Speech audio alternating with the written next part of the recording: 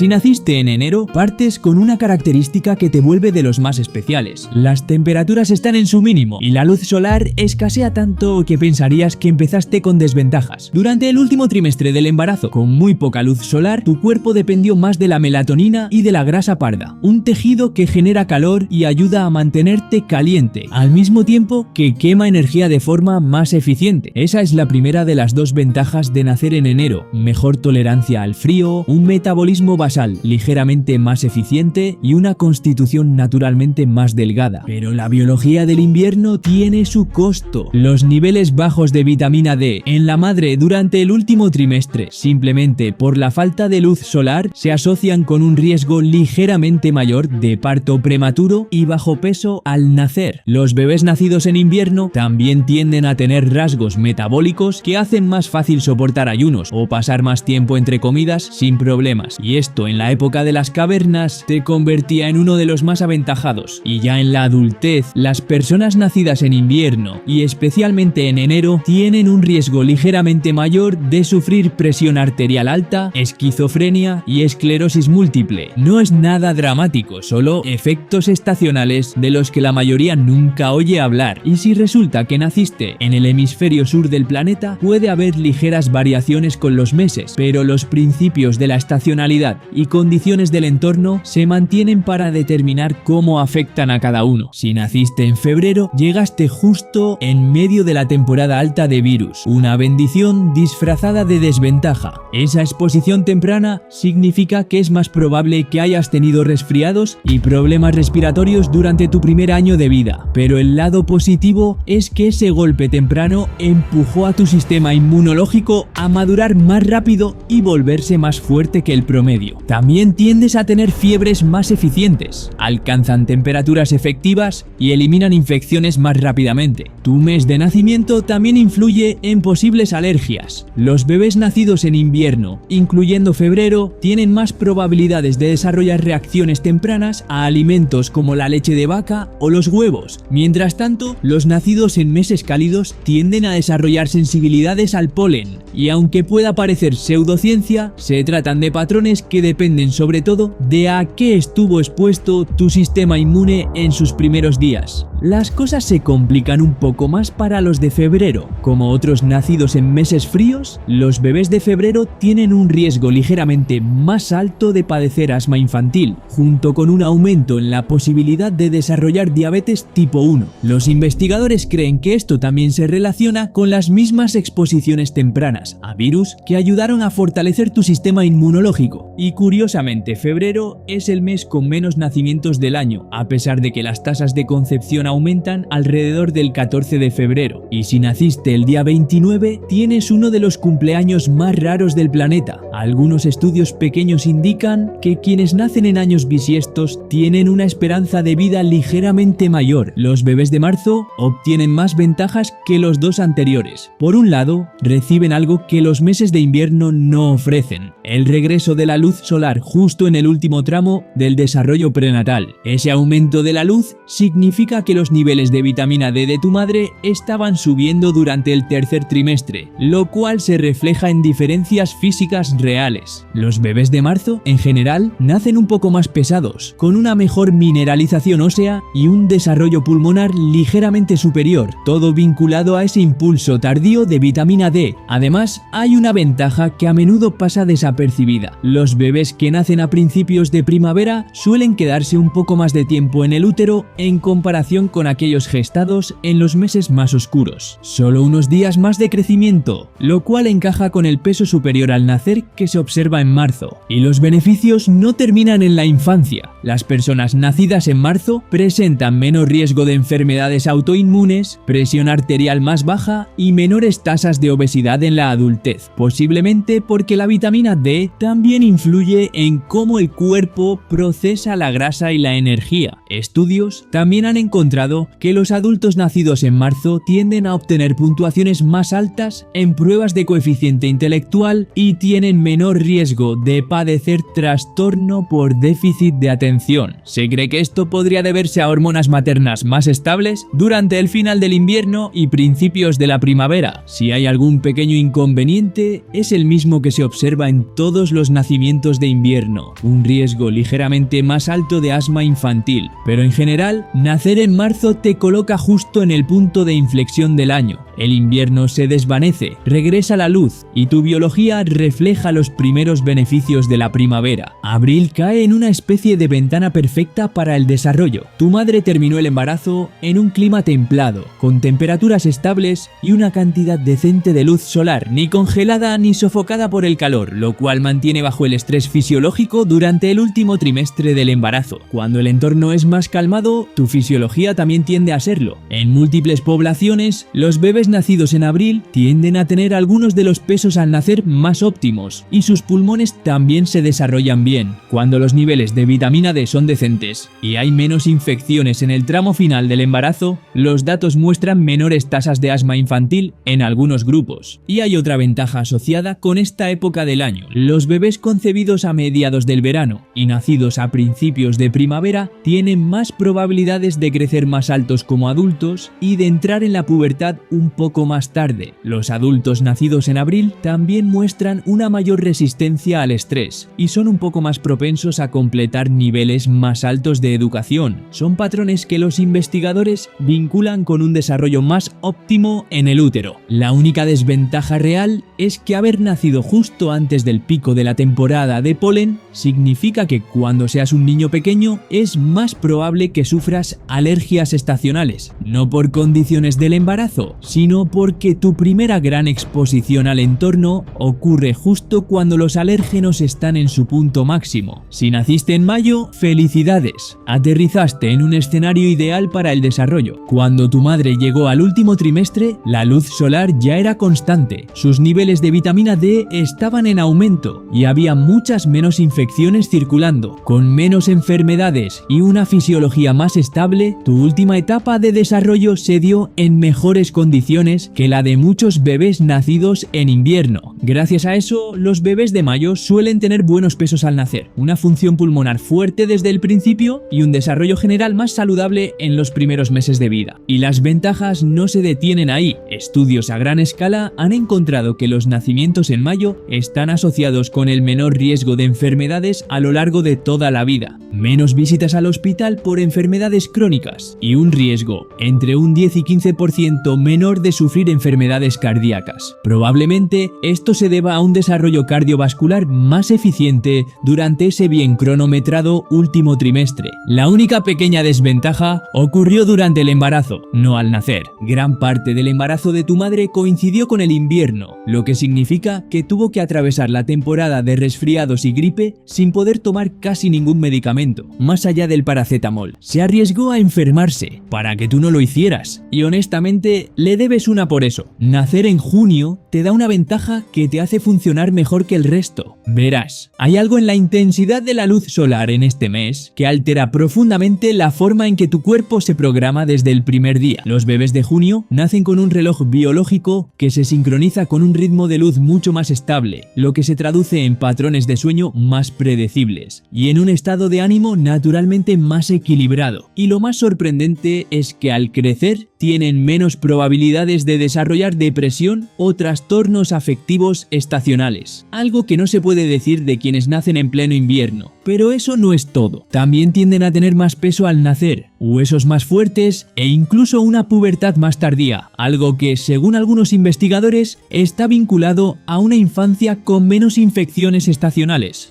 y más vitamina D. Por si fuera poco, hay estudios que indican que los nacidos a principios del verano tienen mejor rendimiento en deportes de precisión como el golf o el tenis. Eso sí, hay una excepción llamativa. Los nacidos en junio presentan una mayor probabilidad de desarrollar miopía. Aún no se sabe por qué, pero se cree que la exposición temprana a la luz podría alterar el desarrollo ocular en formas inesperadas. Julio. Imagina nacer en plena ola de calor. Tu cuerpo, frágil y recién formado, recibe su primera gran lección: sobrevivir al verano. Eso es exactamente lo que le pasa a quienes quienes nacen en julio. Desde antes de respirar por primera vez, su organismo ya estaba entrenando bajo presión. Durante las últimas semanas del embarazo, el sistema cardiovascular de la madre se esfuerza más por mantener la temperatura, y ese esfuerzo empuja al bebé a desarrollar antes su capacidad para regular el calor. El resultado, una mejor tolerancia al calor durante la vida. Y esa pequeña ventaja más adelante se nota. Los nacidos en julio suelen rendir mejor en deportes de resistencia al aire libre como correr o jugar fútbol bajo el sol. Incluso muestran niveles de testosterona ligeramente más altos en la adolescencia, lo que podría darles un plus físico. La desventaja, son más propensos a sufrir cáncer de piel si tienen piel clara y tienen mayor riesgo de alergias a frutas de verano como melones y bayas. Además, durante sus primeras semanas son más sensibles a la deshidratación, pero si superan esa primera prueba, tienen algo que el resto no. El verano ya viene incorporado en su ADN,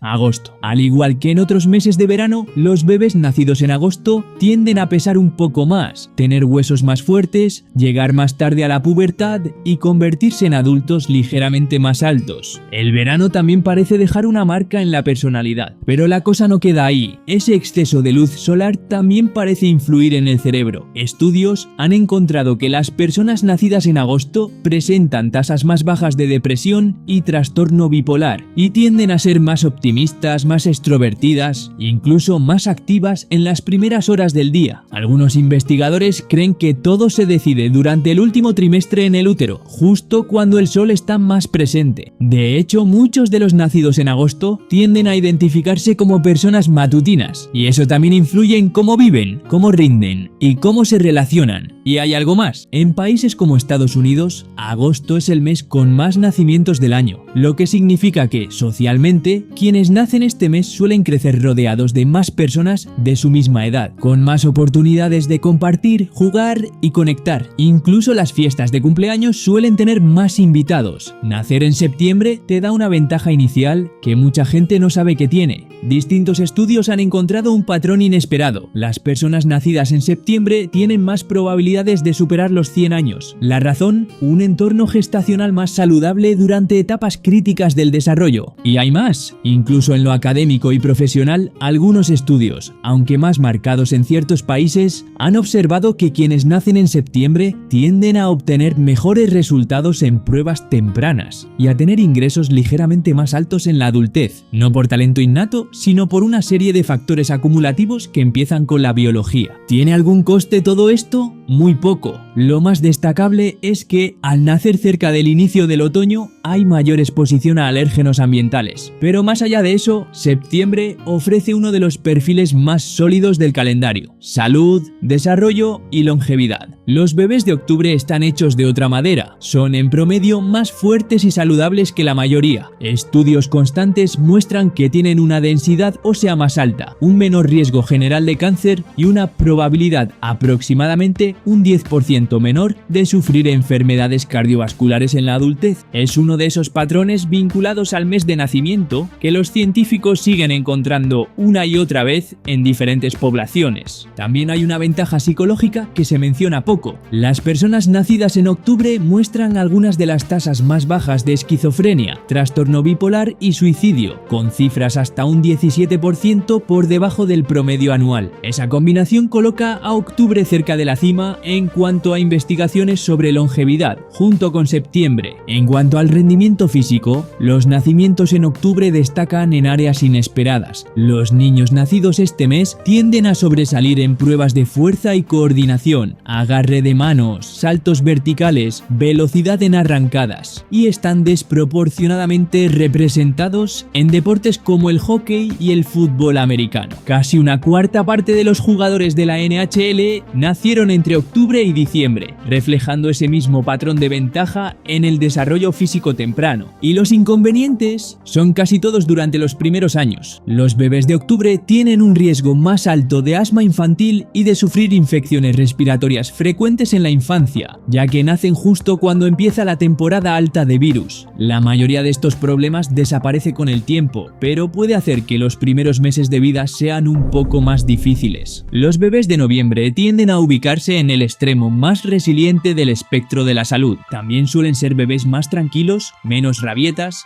temperamentos más calmados y en general más felices en comparación con los nacidos en los meses más oscuros del invierno. Desde el lado físico, noviembre también es sólido. Las personas nacidas este mes tienen entre un 10% y 15% menos riesgo de padecer enfermedades cardíacas o cáncer de pulmón. Además, ocupan lugares destacados en los estudios de longevidad, junto con los nacidos en septiembre y octubre. Los niños nacidos en noviembre tienden a rendir bien en deportes de resistencia y en actividades centradas en la capacidad cardiovascular. Datos de juventud muestran que tienen entre un 7% y 10% más de capacidad aeróbica, y esa ventaja continúa en la adultez. Los mejores corredores de maratón son más propensos a tener cumpleaños en otoño, y noviembre está muy bien representado entre atletas de larga distancia, pero lo que realmente los hace distintos es su reloj biológico. Estas personas tienen más probabilidades de convertirse en personas nocturnas, un rasgo que los investigadores vinculan con haber nacido justo cuando los días empiezan a acortarse rápidamente. Las personas nacidas en diciembre suelen tener mejor tolerancia al frío desde la infancia, como si su cuerpo se hubiera calibrado para resistir el invierno. También presentan un menor riesgo de ciertos trastornos neurológicos importantes, incluyendo hasta un 15% menos de probabilidad de desarrollar esclerosis múltiple. Y si hablamos de personalidad, destacan por su equilibrio. Son descritos como personas optimistas, constantes y con una capacidad sorprendente para adaptarse. A diferencia de los nacidos en noviembre, que son más nocturnos, tú probablemente tiendes a ser madrugador,